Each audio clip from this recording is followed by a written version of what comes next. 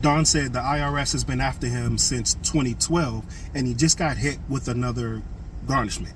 How can they continue to do that if it's been more than 10 years? The short answer here is most likely the 10-year clock didn't start when you think it did, or there's tolling days at play here that's stretching it out. All right, let me break it down. The rule that you're talking about is called the Collection Statute Expiration Date, C.S.E.D. The Internal Revenue Manual sets it out clearly. The Collection Statute Expiration Date, or C.S.E.D, is the date that the statutory period for collection expires, generally 10 years from the date of assessment. So if that tax return was actually due in 2012, but it was assessed in 2015, because maybe you filed it a little bit late, then that 10-year clock will start running in 2015, not 2012, and the debt won't expire until 2025 at the earliest.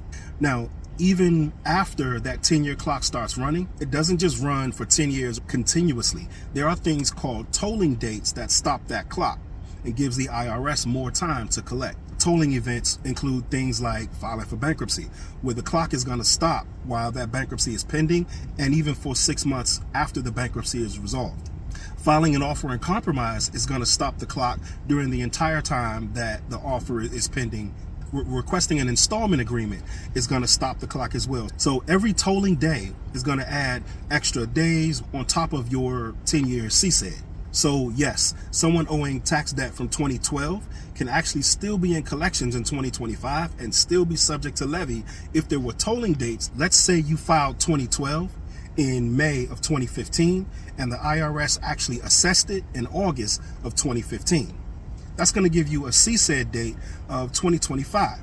But during those 10 years, you filed an offer in compromise, which stopped the clock for 7 months. You had an appeals hearing, which stopped the clock for another 6 months. And you had a bankruptcy that stopped the clock for 18 months.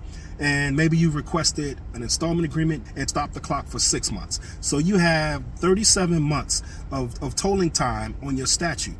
So your C.S.E.D is now extended by 3 years. So 2025 gets pushed out to 2028. So if you get a levy in 2025 for a 2012 tax debt, tolling days and the assessment are the first two places to look. So to everybody else, if you're watching this and you're not completely sure when your tax expires, you're flying blind.